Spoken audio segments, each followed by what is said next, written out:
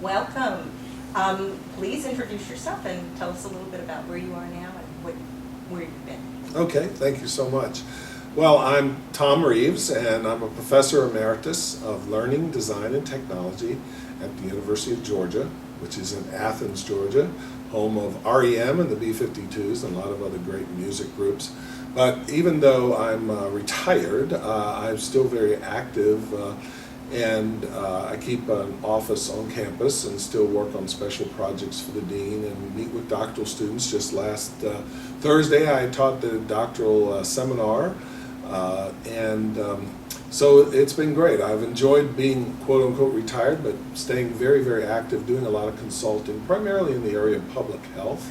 Worked with the World Health Organization.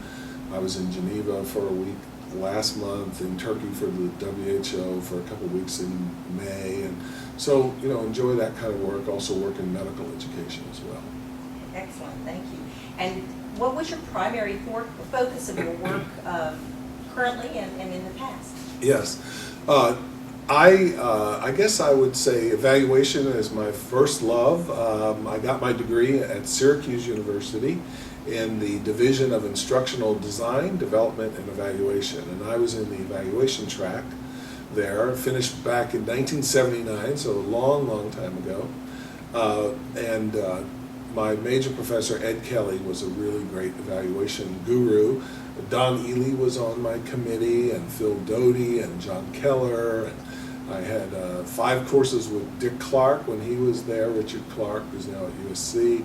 So it was a great time to be at Syracuse, a great education. So evaluation is where I do a lot of work. I published a book on evaluation in 2003 with John Hedberg from Australia, and we're currently doing a second edition of that. But then research methods are also something I'm very interested in. Just had a book come out in March called Conducting Educational Design Research, which I wrote with Susan McKinney from the Netherlands. She's with the Open University of the Netherlands and the University of Twente, and I've known her for many, many years, and so we're interested in that. And then I guess the third area would be online learning, and have a book out that came out 2 years ago that actually won an award here at AECT for the Book of the Year from DID, and it's about authentic online learning. And I wrote that also with a couple of Australians. I do a lot of work in Australia. Spend as long as 5 months at a time down there. Last year I was down there for a month working with the Open Universities of Australia, and it's kind of a second home for us. We love it. That's wonderful. You say us? Yes. Us being my wife, Dr. Tricia Reeves, and she's a professor of social work at the University of Georgia. She also works in public health, though. She runs a dual degree program where students in 3 years get both a Master's of Public Health and a Master's of Social Work. And our son has a master's degree in public health from the University of Georgia, and he works in a clinic in Athens, and so that's worked out great. So public health kind of runs in the family. Excellent, excellent. And I understand that you've done some work with your wife, published some work with her in that area. Absolutely. We've published a number of articles related to online learning, both in public health, social work, continuing medical education, that kind of area. And Tricia did her PhD at Georgia, I guess back in 1998, and she did her research on how people with HIV/AIDS use the internet to empower themselves with new knowledge to manage their disease. And it was really pioneering work, and she continues to work with that community as well. Excellent. Oh, wonderful. Can you also describe your career path? You mentioned that you started out at Syracuse and everything. Where did you go from there? Yes. Well, before I went to college, I was in the Army for a couple of years, and oddly enough, got trained as an audiovisual specialist in the Army, and so I went to AV school in the U.S. Army when I was very young. And I remember one of the exit exams was they blindfolded us, and we had to thread a 16mm projector within, I don't know, 8 seconds or something like that. But you know, that was actually part of the performance test to graduate from AV school in the Army. So I got interested a bit when I was in the military, and then became an elementary school teacher after that. Taught school for a couple of years, but then took a course with Dr. Skip Atkinson at Georgia State University. I was teaching school in Atlanta, and that was a course in games and simulation design in 1973. And he had just graduated from Syracuse University, and he said, "You ought to go to graduate school, and I think you should go to Syracuse." So ended up going to Syracuse, and I got out of the Army in 1971, and between 1971 and 1979, I got a BS, 2 masters, and a PhD, and also worked full-time through much of that period. So I was a man on a mission. Finally, they said, "You have enough education, you have to get a job." So I went to Peru for a year as a Fulbright lecturer. Don Ely really encouraged me to do that because he had done a lot of work in South America. And then I worked at the Medical University of South Carolina for a year. And then I worked in Heidelberg, Germany for a year for the University of Maryland. And then I came to Georgia in 1982, and I've been there ever since. So 30 years at the University of Georgia in beautiful Athens, which I saw just last week. Money Magazine had picked as one of the top 25 places in America to retire. So. Oh, excellent. So you plan on staying there? Yes, we love Athens. We have a couple of dogs that we are like our 4-legged kids, and spoil them rotten. A number of people tell my wife that they want to come back, if there's reincarnation, they want to come back as our dogs because they get so spoiled. But we love Athens, and we do a lot of travel. This year we spent a week in Barcelona, Spain. We spent time in the Netherlands, in Austria, in the Czech Republic, in Germany, and we're getting ready to head to the beach for the holidays. We take the dogs to a southern beach during the December holidays. That sounds wonderful. Well, see here, how would you describe your research interests and aspirations from when you first started your career, and how did they change over time? That's a great question, Miriam. I guess, having had 5 classes with Richard Clark, who's a brilliant person in our field, I think he's also part of this History Makers series. One of the brightest guys I've ever met in my life. He really taught us to be skeptical about technology. That when people come along and they say, this technology is going to change the world, that you should really be suspicious about that and really question, well, what are the educational methods that are going to be used, and how is that technology going to enable that? I saw, the new iPad mini is about to come out this Friday, and I've already seen, I actually Googled this, I've already seen a story in one of the magazines or newspapers that said the iPad mini may revolutionize education. Literally, that's the headline. We're like, okay, how many times have I heard this, that was Laserdisc were going to do that, CD-ROMs were going to do that, the internet was going to do that, e-learning, et cetera, et cetera. So I guess a lot of my career has been focused on, figuring out what is the best blend of objectives, content, instructional design, very, very important, the role of the teacher, the role of the student, the role of the technology, and the role of assessment. All of those things have to be carefully aligned. So I think a lot of my work through the years has had that theme of looking for that alignment. What's the most appropriate alignment? How do you evaluate that? How do you conduct research on that topic? And I think design-based research or educational design research is really powerful in that kind of way. So really tying together those integral parts of any learning environment. And the technology is important, but it's certainly not the solution by any means. So I think I'm somewhat of a technology skeptic, and that's a theme that's run through. I'm also an enthusiast, don't get me wrong about that, but also, you know, I never have those rose-colored glasses on that people, when they say, oh, iPad mini, it's going to change everything. Well, just wait a minute, let's see, you know, education's pretty resilient to change, you know.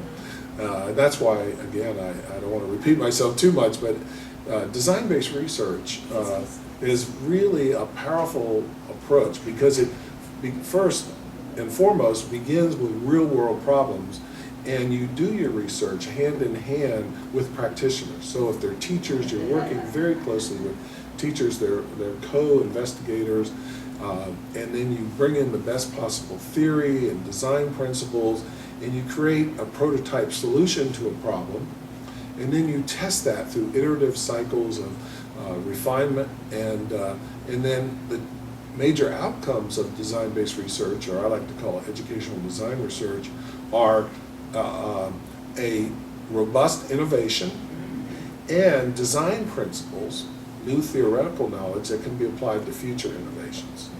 And also in the process, a lot of professional development is accomplished, working hand in hand with the practitioners. So I think it's a win-win-win proposition, you know, innovation, design principles, and professional development, all tied into one beautiful package. So people that are, you have your innovation and then you have the researchers are benefiting, is what you're saying, as well as the practitioners are benefiting. Yes, absolutely. So yeah, in fact, one of my students, Unjung Oh, who was an intern here at the conference a couple years ago, she did her dissertation using design-based research methods, and her focus was on enhancing group work in the context of online learning. And we designed an innovative online course, ran it for a number of semesters, and each semester systematically improved it because group work built around authentic activities. Students, it was an evaluation course, and students actually had to plan, conduct, and report an evaluation for a real client. So group work was integral to the design of the course, and through her research, figured out better and better ways of supporting group work and nurturing students so they would be effective collaborators online. Oh, that's excellent. Great. Well, that's fascinating. Would you share some of the major trends, important trends that you feel like you've seen in the field during your career? Yeah. Miriam, that's another great question. I think because I've been in this field for so long, there have been a lot of trends, but what I'm excited about today, I really think there are two major goals that educational technologies serve. One being opening up access to learning opportunities to people who wouldn't otherwise have them. And I think that our field has contributed a lot to that. And so more and more people are getting opportunities for higher education through online learning. In K-12 education, students in remote areas are getting access to courses that they wouldn't otherwise have. Michael Barber was one of my PhD students. I think he was also an intern at AECT. By the way, I was an intern in 1978, so I may be the oldest surviving intern still coming to AECT. But anyway, I would give us a grade of maybe B in terms of opening up access. The other major goal of educational technology, I think, is improving the quality of teaching and learning. And there, unfortunately, I think we're still not making the grade very well. I wouldn't give us an F, but I would say maybe a D minus. We have, you know, unfortunately, so many people, and not necessarily in our field, but so many people that are going into online learning today continue to try to force traditional educational methods into the online format or the blended format rather than really taking advantage of the affordances of the technology to do things in more effective ways. So the instructional design is not always has not always been employed sufficiently to really redesign the learning environment in such a way as to be more effective. So I think we need to do a lot more work in that area. So we're spreading opportunity. For example, MOOCs, the hot topic of the day are these massive online open courses. I've actually been a guest lecturer in 2 of those so far. Both of them came out of Canada. I'm going to be also a guest lecturer in one that'll start in January that's offered by the Open University of the UK.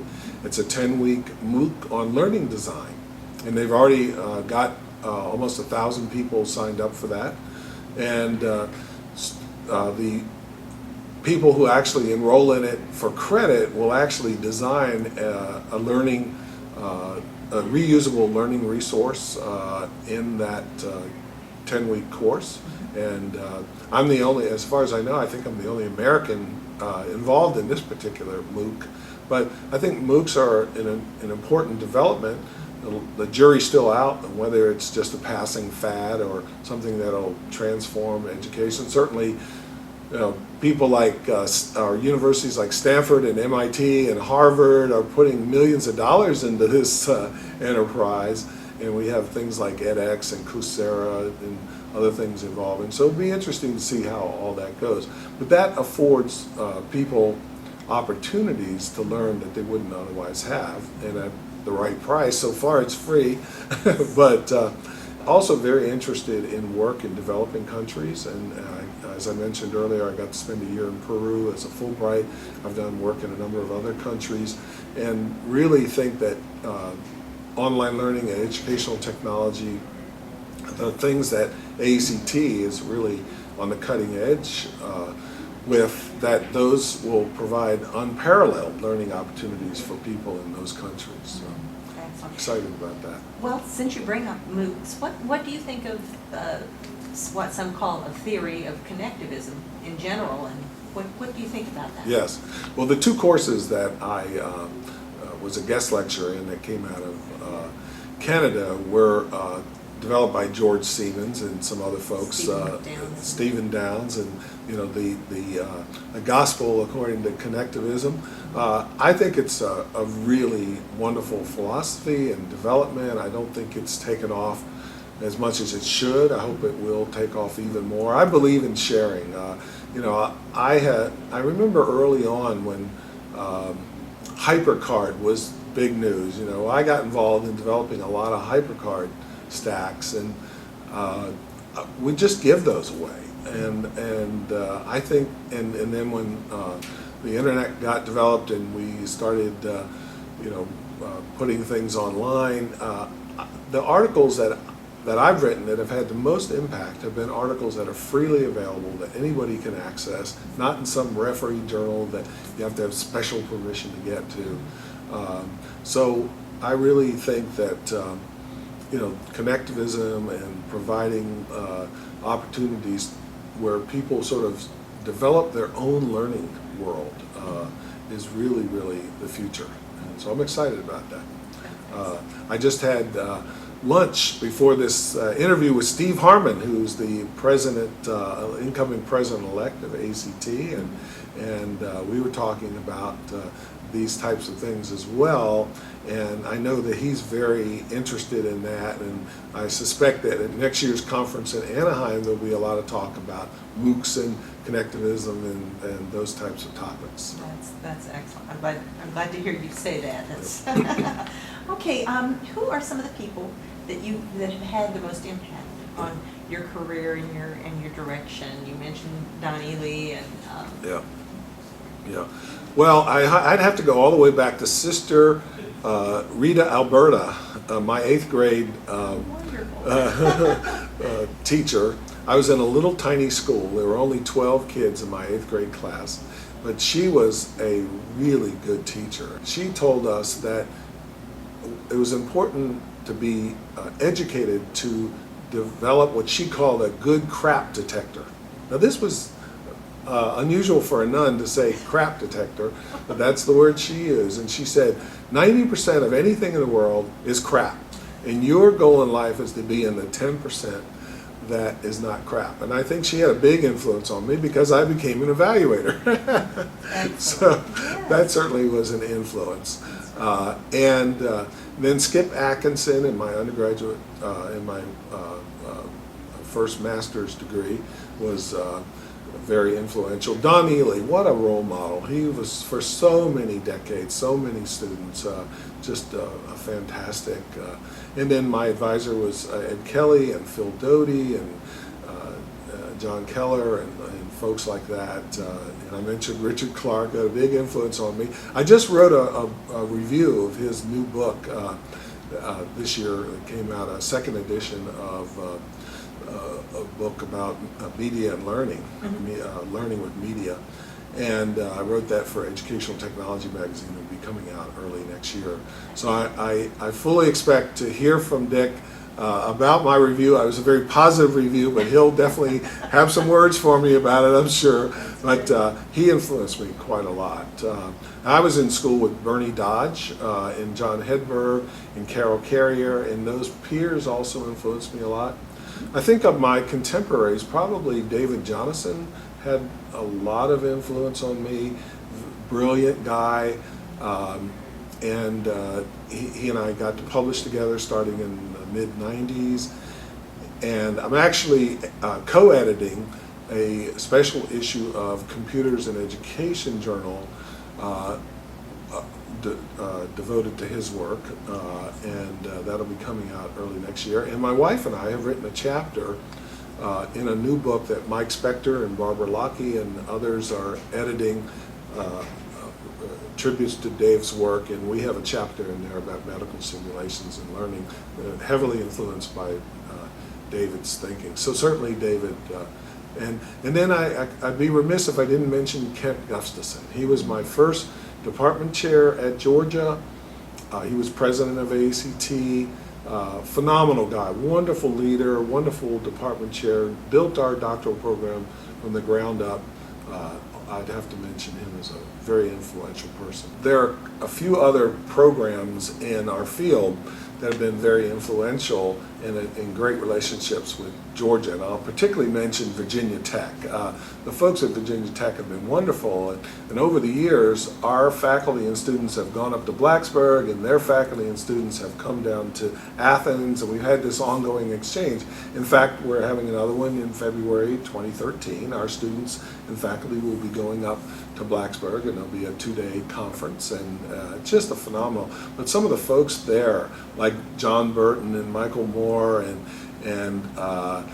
Barbara Lockey and so many. I'm now suddenly having a senior moment, not remembering all the names, Kathy and everyone. It's a fantastic program, and that relationship has been very important to our program, and hope that that will continue for a long time to come. That's excellent, thank you. What do you consider the greatest accomplishment of your career, and why? Well, I guess my son would be Jamie would be a great accomplishment, and then my marriage with my wife Tricia would be a great accomplishment. So those sort of way up there. But as far as the field of educational technology is concerned, I think maybe I really, this series is called History Makers. I'm not sure I've made any history, although I used to be a history teacher when I was, but I think really emphasizing the importance of evaluation is something I've pushed for a long time. I taught an evaluation course at Syracuse for 20 years, over 20 years, and so the students that took that course, I think, really developed some evaluation skills. And sometimes, the E in the ADDIE model gets dropped off and forgotten about and compromised, and so I've really tried to push that to the forefront. Also research. Research is really important to me, but not research as so much has been done in our field. This is like the kind of research that Dick Clark has been very critical of, the media comparison research. It continues to this day, and it just drives him nuts and it drives me nuts. But I feel like educational design research is very, very important, new direction Actually, Susan and I have an article coming out in Educational Researcher early next year about this as well. And in that article, we're basically saying that, don't educational design-based research, educational design research has been around now for about 25 years, and some people are willing to, are I think, wanting to say, well, it's not paying off. The jury's still out on that. I think it hasn't been applied enough, and there's still a lot of work to be done, and I think it is a positive direction. So that's the argument we try to make in the article there. So I guess emphasizing evaluation and research are two contributions that I'd like to think that I've had somewhat of an influence on. Yes, you have. And how would you then want to be remembered within the profession? Oh gosh. Now, how would I want to be remembered? That's interesting. Well, I'd want to be remembered by my PhD students. I finished more than 30, I think 32 students in my 30 years at Georgia, so about one a year. And I'd like to think that their legacy will be carried on for many years. And for example, Steve Harmon is the president-elect.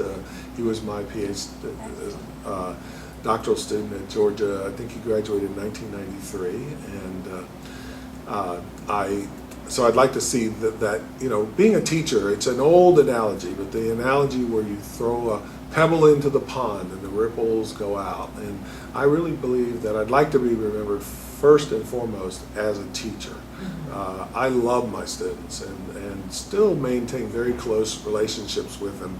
I'm going out to another conference next week in Denver, Colorado, and was planning to see my very first doctoral student out there, but it turns out she's going to be overseas, so I won't get to see her.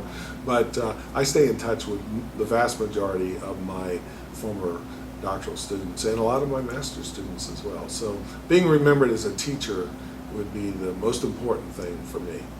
I think that's a notable legacy in itself, that you keep in contact with them and that they continue to let you know when they have successes and things.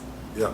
When I retired 2 years ago, two of my colleagues, Jeanette Hill and Ixin Che, organized a 2-day conference on educational design research.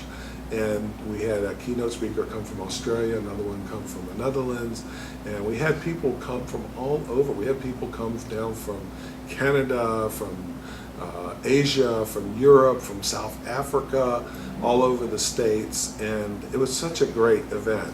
And and my students played a big role in organizing that event, and so that was just a wonderful experience. And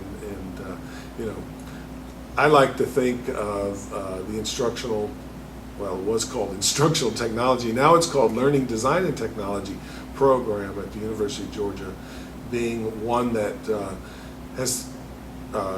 it was started in 1985, and I think of it as one of the top 5 programs in the country, and I hope it will continue for a long time. We've got a great faculty, great doctoral students, great master's students, and so I hope we'll be around for a long time. My own research confirmed that in 2004, my dissertation research, because I did a practitioner survey, and UGA came up as one of the top 3. Oh, okay, great, so, great. I think you did. Thank you so very much. Thank you, Miriam. I really appreciate it. Thank you very much. You.